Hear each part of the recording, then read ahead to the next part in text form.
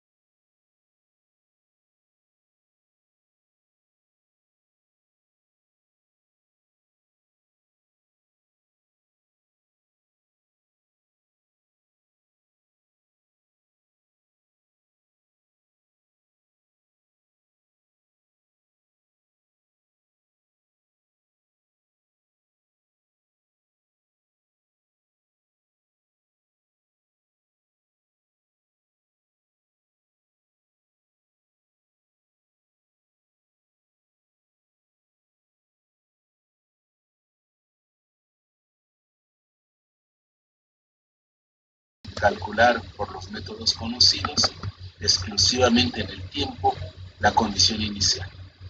Entonces voy a requerir acudir a transformar mi circuito.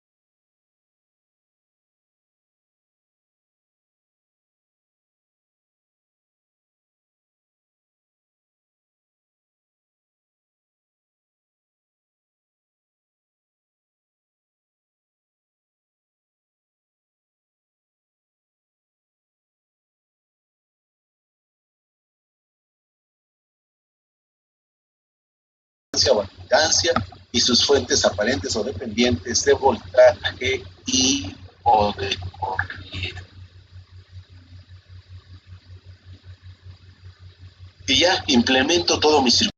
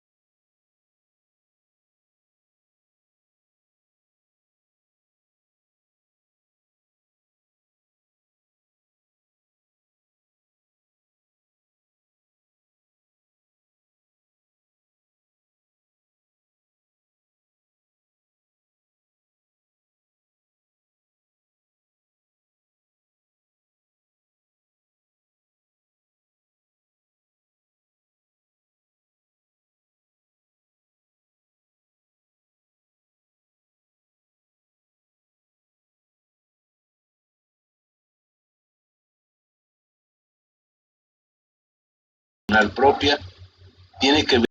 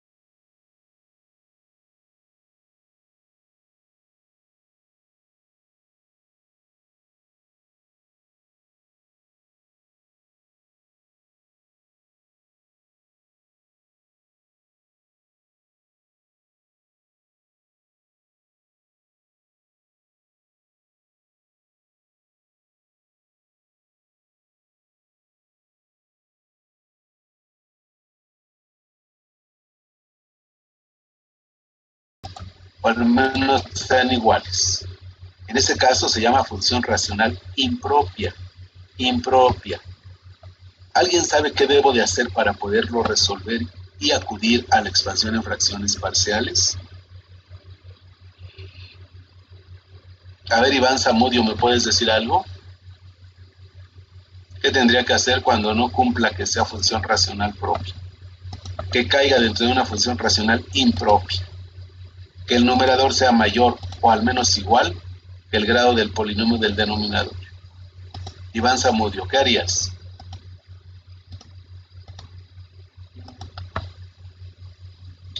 ¿Qué haces cuando se presenta ese caso? Y tengas que hacer la expansión en fracciones parciales. ¿A qué acudimos? Pues tendría que cambiar las impropias.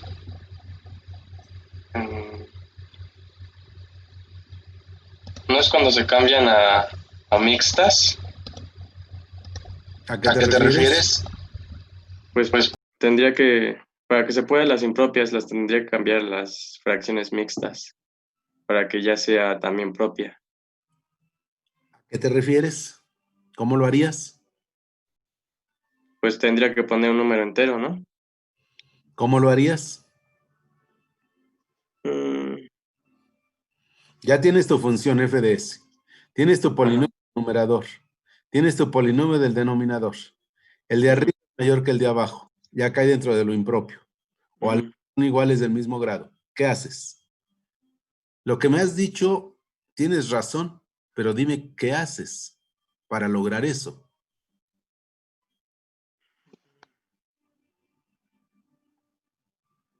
Ahí, Divido el... perdón, ¿Se divide? se divide. Pues dilo con seguridad, no tengas miedo. No Sí, pasa nada. Dividimos. ¿Qué me está indicando? Es un cociente, ¿no? ujú. N de S entre D de S. Lo divides y casi de inmediato vas a calcular términos enteros en S más una función racional propia modificada. Si a eso le llamas una función mixta, es correcto. Repito, se divide cuando sea mayor numerador que denominador, o al menos sean del mismo grado, se procede a hacer la división de numerador entre denominador, dividendo y divisor, obteniendo términos enteros en S más una función racional propia modificada que se logra con los residuos que me queden de la división, la cual ya va a ser susceptible de aplicarle alguno de los métodos que a continuación voy a explicar. Pensemos en el mejor de los casos, que de entrada mis circuitos me van a arrojar funciones racionales propias. Habrá ocasiones, sí, en que tenga yo la necesidad de hacer la división cuando sea impropia. Y entonces me quedaría términos enteros en S más una función racional propia modificada. Su compañero Iván Zamudio le llama a una función propia de tipo mixto. Si le llamas mixto porque salen funciones enteras y funciones racionales propias, es correcto. ¿Sale? ¿Queda Sí. claro para todos? Ok. En general voy a tener tres posibles casos. Tres posibles casos. Los tres partiendo de que sea una función racional propia. Aclaro, antes de abordar los tres casos. En el polinomio del numerador van a existir raíces de solución del polinomio. A esos valores que pueda estar tomando y en un momento dado que se tenga que necesidad de hacer la evaluación y si alguno de esas raíces toma el valor igual que la raíz que corresponda, me va a dar 0 y 0 por cualquier cantidad me da 0.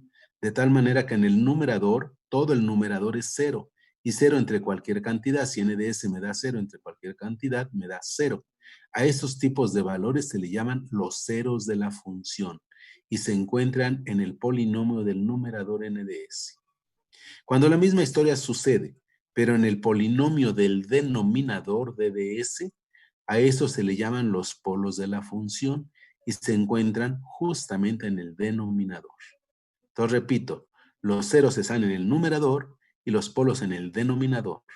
La razón que se llamen ceros es porque me da 0 todo el numerador y 0 entre cualquier cantidad me da 0 y son ceros de la función.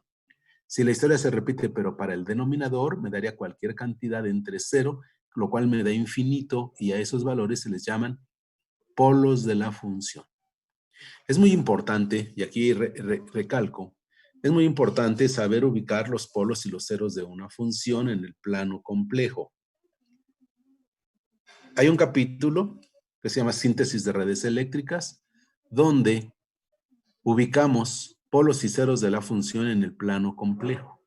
Para que la función sea realizable, se requiere que los polos y los ceros de la función se encuentren en el semiplano izquierdo del plano complejo. ¿A qué me refiero? Ustedes saben que el plano complejo se constituye por el eje de las X, que es el eje de los reales, y el eje de las Y, que es el eje de los imaginarios. Luego entonces, el semiplano izquierdo está constituido por el segundo y tercer cuadrante. El semiplano derecho, viéndolo de frente, está constituido por el primero y cuarto cuadrante. No puede existir ningún polo, ningún cero de la función cuando sea realizable en el semiplano derecho. Cuando mucho, pueden estar polos y ceros en forma alternada en el eje de los imaginarios. Generalmente, cuando hay polos y ceros alternados en el eje imaginario, se refiere a una estructura constituida exclusivamente por elementos de tipo reactivo, como son bobina y capacitor. Pero de ahí en fuera, cualquier función realizable debe de estar en el semiplano izquierdo. Bueno, regresando a lo nuestro. Voy a tener tres casos. El primer caso, para poder hacer una expansión en fracciones parciales, creo ya se los había comentado, es cuando las raíces de solución del polinomio del denominador se encuentran siendo reales y diferentes. Aquí lo escribí, dice los polos de la función, es decir, las raíces del polinomio del denominador de ds son reales y diferentes. ¿Ok? Es el primer caso. El segundo es una modalidad del anterior, pero constituye el segundo caso que indica que las raíces del polinomio del mismo denominador de ds sean complejas conjugadas. Son raíces complejas conjugadas. Y todo el mundo sabe que el complejo conjugado de un número complejo es igual a ¿qué? A ver, dímelo por favor. ¿Qué será? Eric Macías Martínez Eric. ¿Cuál es el complejo conjugado de un número complejo?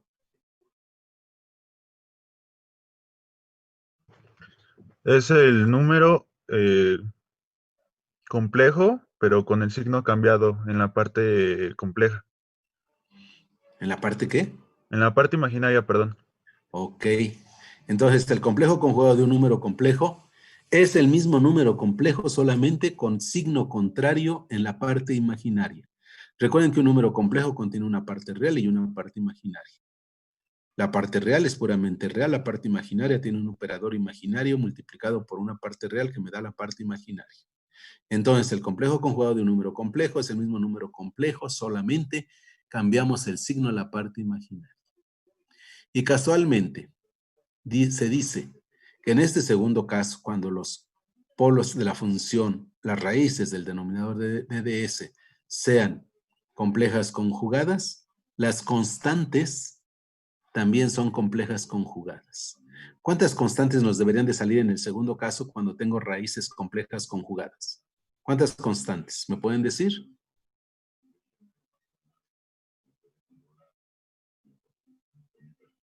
Jesús Quijada. ¿Sería una, profesor? No, ¿No? no. ¿Por qué dices que una? Es que estoy... ¿De en qué te basas para pensar que sea una? Porque si dice que multiplicamos por su conjugado, entonces sería su parte imaginaria y solo nos quedaríamos con la parte real, No, ¿quién te dijo eso? ¿o no? ¿No? No, por supuesto que no. ¿Dónde inventaste eso? Es que por eso le digo que estaba un ¿Te, poco confundido en esa parte. te late el corazón nada más? ¿Algo así como una superstición? No, Entonces, fíjate lo que te digo. Los polos de la función, o sea, las raíces del polinomio del denominador, son complejas conjugadas. Por cada raíz tengo una constante. Y te pregunto, ¿cuántas constantes tendré cuando tengo raíces complejas conjugadas? Agua pasa por mi casa. ¿No? ¿N constantes? ¿Perdón? ¿N constantes? Tiene valores de constantes en la expansión en fracciones parciales, Valerie. Ajá. ¿Cuántas constantes serían? ¿N? ¿Y cuánto vale n? Sería el residuo. No, ¿cuál residuo? Son bien buenos para inventar, ¿eh? No. A ver, No, Valerie. sería el número o sea, podría ser, por ejemplo, como que la sumatoria de todas las constantes que se deberían calcular. La pregunta es ¿cuántas? Si tengo dos raíces que son complejas conjugadas y por cada raíz tengo una constante, ¿cuántas? 2. Pues sí, ¿no? Hasta es necia mi pregunta. ¿Sí o no? Tengo dos raíces y dije, tengo una constante por cada raíz. ¿Cuántas constantes son? 2. Otra o viceversa. ¿Estamos bien? Ok, tercer caso. Tercer caso. Los polos de la función, es decir, del polinomio del denominador, son reales y repetidas o iguales. ¿De acuerdo? Entonces son tres casos, repito. Cuando son reales y diferentes, cuando son complejas conjugadas y cuando son reales y repetidas n veces. ¿Quiénes? Las raíces del polinomio del denominador, DDS. En los tres casos, parto de que la función debe de ser racional propia. ¿De acuerdo, Valerie? ¿Sí o no? Sí, profe. Pasemos al primer caso.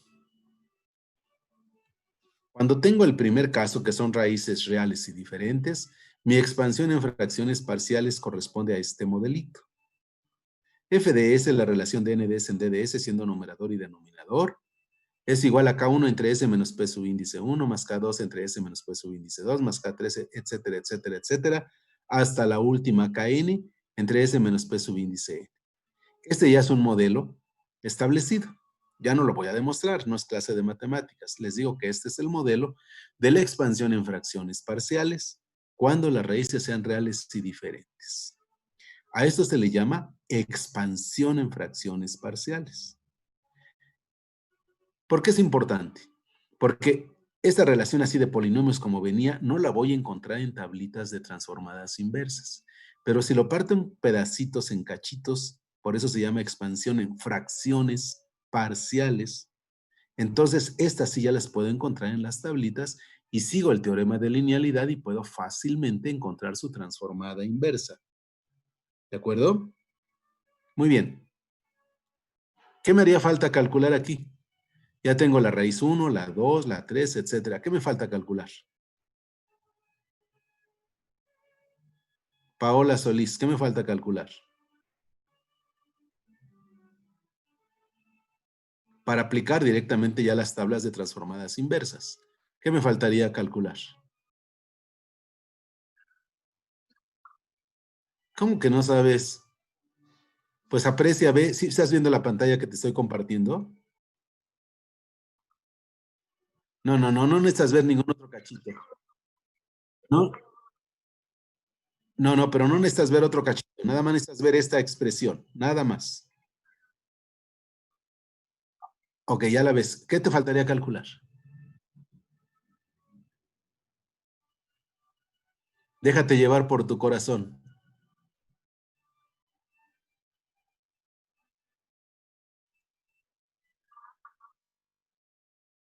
¿Cómo que no sabes? Tú necesitarías calcular su transformada inversa, ¿es cierto? Y es las raíces de solución del polinomio del denominador. Vamos a pensar que ya te diste cuenta que es función racional propia. Y raíces reales y diferentes. Entonces cae dentro de la clasificación de este tipo de expansión. Pero ¿qué me faltaría calcular? Déjate llevar por el corazón. ¿Qué falta? Ahí se ve claramente.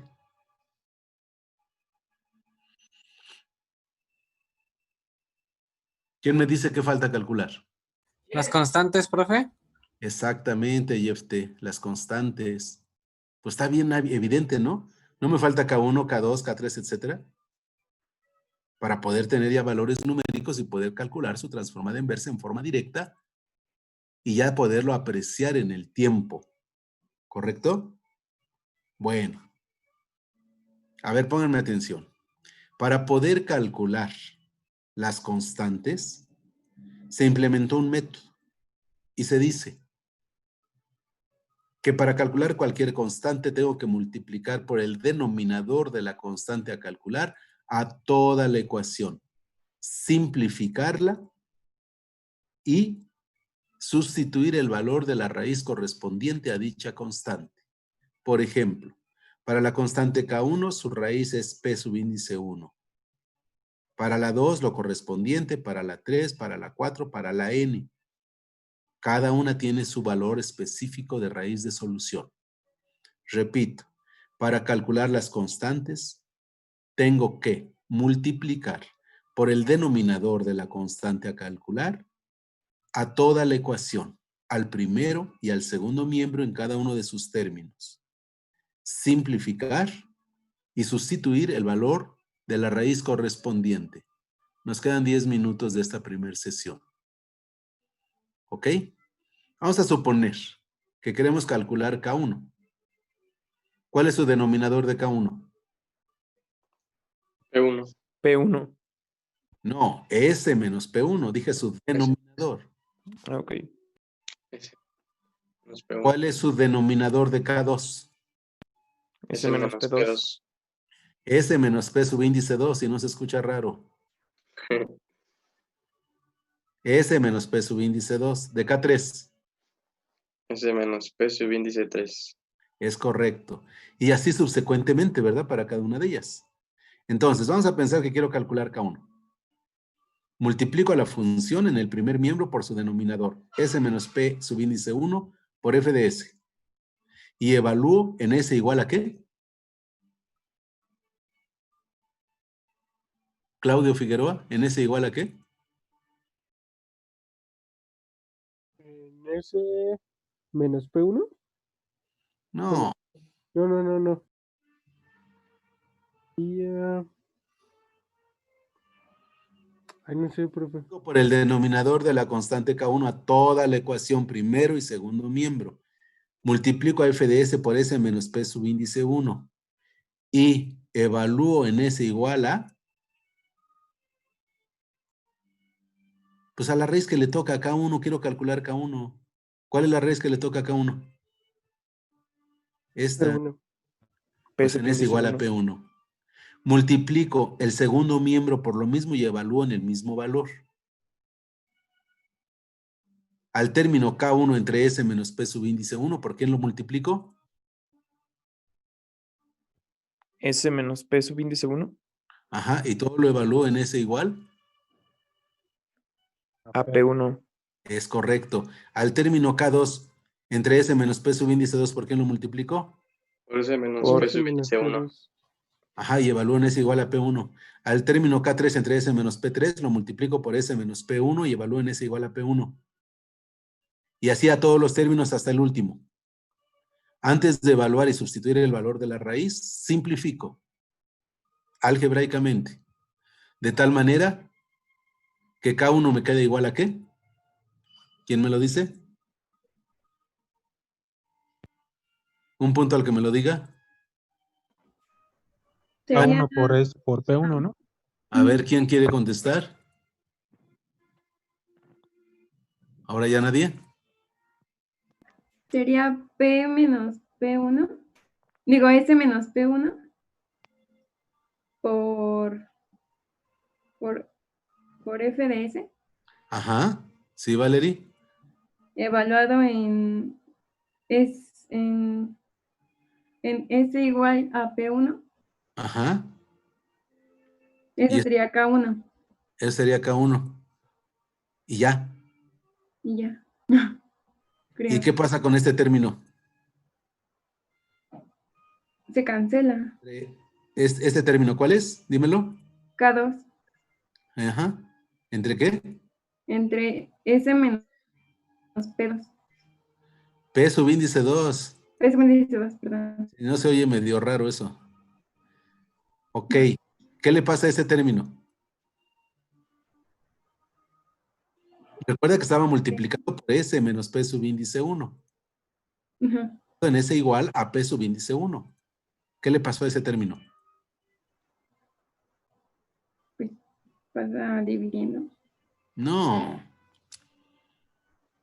Aquí está multiplicado todo este término, K2 sobre S menos P subíndice 2, lo multiplico por el denominador de la constante a calcular, S menos P subíndice 1. ¿Qué pasa ahí? S igual a P1. ¿Qué pasa? ¿Quién me lo dice? Profesor, ¿Sí? ¿se hace 0? Bueno, sí, se hace 0 porque al ¿Por qué? momento de evaluar Ajá, S en P1, pues es una ajá. resta de P1 menos P1, entonces es 0, ¿no? ¿Y 0 por cualquier cantidad te da? 0, 0. ¿Y en K3? lo mismo. ¿Y en el que sigue? También, ¿Y en todos? igual, 0, ¿Y por qué en K1 no? porque bueno, en el denominador Ajá, tenemos S menos P1, ajá. ¿Y entonces arriba? en el numerador también tenemos S menos P1, ¿sí, Ajá. no? Sí, correcto. ¿Y luego? En- Se eliminan. Entonces, sí, ¿Y nada más te queda? K1 ¿Y K1 es igual? a F de S, ¿Multiplicado por qué? multiplicado. Por S menos P1. P subíndice Correcto. Sí, Valerie, por ese menos. Sí, ¿se acuerdan, no? No dijimos que multiplicábamos por el denominador de la constante a calcular a toda la ecuación, porque si no altero la identidad, la igualdad. Multiplica f de s por s menos p subíndice 1 y evalúe en s igual a p1. Lo mismo hice para K1.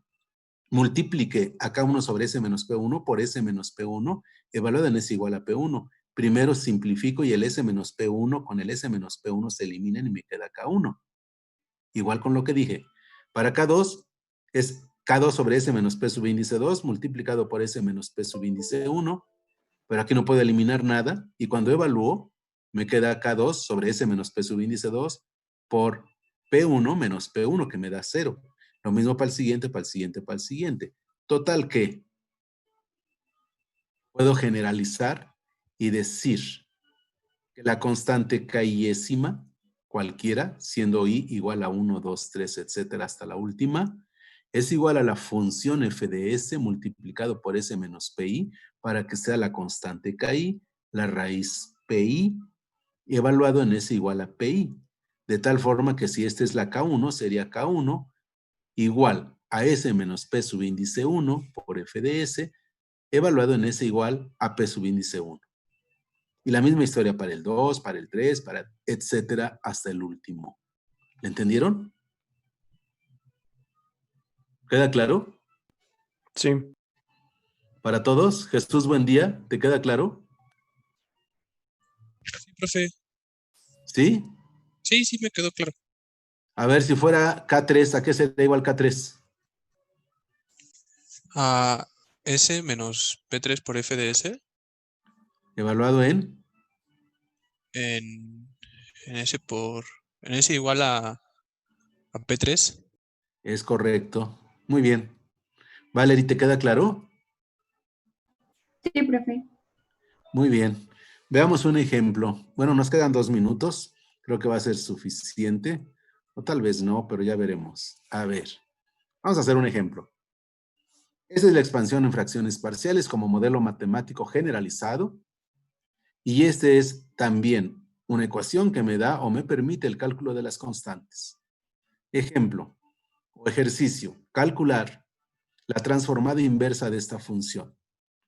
Hagan de cuenta que de alguna forma ya hicimos todo un desarrollo matemático y llegamos a la conclusión que la respuesta como f de S puede ser voltaje o corriente, resultó ser S más 2.5 entre S más 3 por S más 4. Ya me tomé la libertad de dar exclusivamente los valores de las raíces y me doy cuenta que son raíces reales y diferentes. Observo primero, ¿es función racional propia? ¿De qué grado es el numerador? Luis Daniel González. ¿De qué grado es el numerador? Luis Daniel González.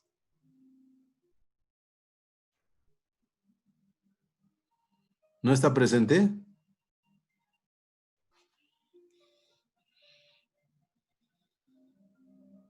A ver, Velázquez, Córdoba, Víctor Gabriel.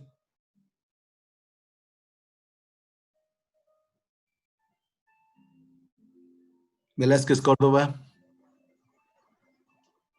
¿De primer grado? Ajá. ¿Y el denominador? Segundo. Ok, entonces es una función Propia. racional propia. Oye, el día de ayer no asististe, ¿verdad? Víctor. ¿Qué pasó? ¿El día de ayer no asististe? Sí, estaba en clase.